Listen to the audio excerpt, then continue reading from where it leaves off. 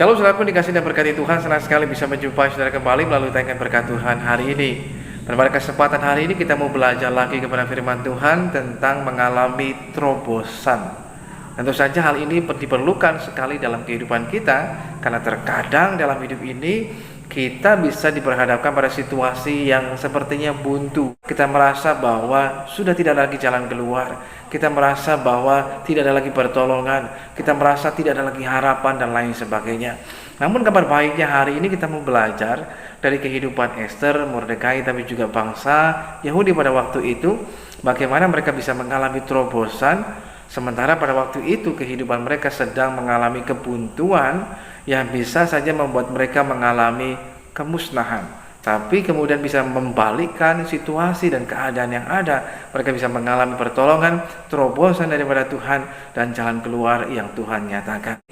Pada saat Haman dipromosikan oleh Raja Ahasveros, dia memiliki rencana jahat bukan hanya kepada Mordekai, tetapi juga kepada orang-orang yang sebangsa dengan Mordekai, yaitu bangsa Yahudi, agar mereka semua dimusnahkan atau dibunuh. Bagi orang Yahudi, bagi Mordekai, pada waktu itu adalah masa-masa yang sangat sulit dalam kehidupan mereka. Mereka diperhadapkan pada situasi keadaan yang buntu. Aturan itu sudah dikeluarkan, ancaman di depan mata mereka.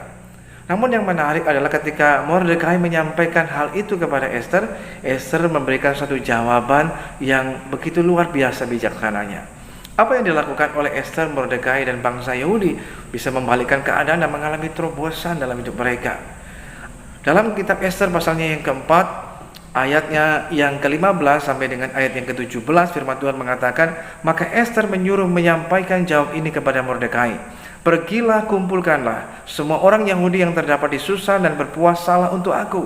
Janganlah makan dan janganlah minum 3 hari lamanya, baik waktu malam, baik waktu siang. Aku serta dayang-dayangku pun akan berpuasa demikian. Dan kemudian aku akan masuk menghadap raja, sungguh pun berlawanan dengan undang-undang. Kalau terpaksa aku mati, biarlah aku mati. Maka pergilah Mordekai dan diperbuatnya tepat seperti yang dipesankan Ester kepadanya.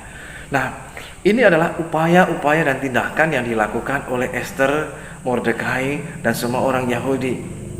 Ester menyampaikan pesannya bahwa aku akan datang untuk menyampaikan hal ini kepada raja. Namun sebelum hal itu dilakukan, Ester mengatakan bahwa memerintahkan kepada Mordekai dan orang Yahudi, bahkan Ester juga melakukan hal yang sama bersama dengan dayang-dayangnya untuk berpuasa, yang kita kenal dengan puasa Ester. 3 hari 3 malam mereka tidak makan dan tidak minum. Tetapi yang dilakukan ini adalah merupakan gambaran tindakan. 1, mereka bersepakat. Ketika mereka terjadi kesatuan, kesepakatan yang bersama, dan kemudian mereka merendahkan hati di hadapan Tuhan, maka disitulah Tuhan bekerja dan turut campur tangan. Sehingga orang-orang Yahudi pada waktu itu, termasuk Ester dan Mordekai, mengalami terobosan yang sangat luar biasa. Secara manusia, mereka menghadapi satu kebuntuan mustahil mereka bisa lolos dari ancaman kematian. Tetapi ketika mereka bersatu hati, sepakat dan merendahkan hati di hadapan Tuhan dengan berpuasa, maka disitulah kita bisa melihat Tuhan menyatakan kasih dan campur tangannya. Sehingga setelah mereka berpuasa itu, Ester menghadap raja dan Ester tidak mengalami kematian, tetapi itu semuanya kemudian bisa membalikkan situasi dan keadaan yang ada. Maka dari hal inilah kita bisa belajar dalam kehidupan kita, saudara yang dikasihi Tuhan. Bagaimana kita bisa mengalami terobosan, membalikkan keadaan yang ada, mengubahkan kutuk menjadi berkat, mengubahkan juga masalah, kesulitan yang ada bisa menjadi berkat di tengah kehidupan kita. Kebuntuan itu bisa dibukakan. Kita bisa mengalami pertolongan daripada Tuhan yang tidak mungkin bisa menjadi mungkin. Bahkan yang tidak ada bisa menjadi ada.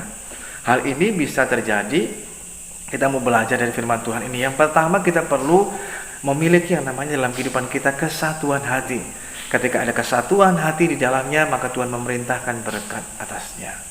Memang tidak mudah untuk menyatukan hati, untuk mengalami namanya kesatuan hati. Jangankan dengan banyak orang, bahkan kadang-kadang 2 orang saja suami istri untuk bisa sepakat bersama, itu juga tidak mudah. Tetapi pada waktu itu karena mereka memiliki satu visi yang sama, maka itu membuat mereka bisa menjadi satu hati, mereka sepakat bersama, dan kemudian mereka merendahkan hati. Dan inilah yang menjadi kunci bagaimana mereka mengalami terobosan. Sebab itu kalau Anda dan saya ingin mengalami terobosan dalam hidup kita, mari belajarlah kita membangun satu kesatuan hati bersama, tetapi juga disertai dengan kerendahan hati. Sehingga disitulah kuasa Tuhan bekerja atas kehidupan setiap kita bisa mengalami terobosan yang daripada Tuhan.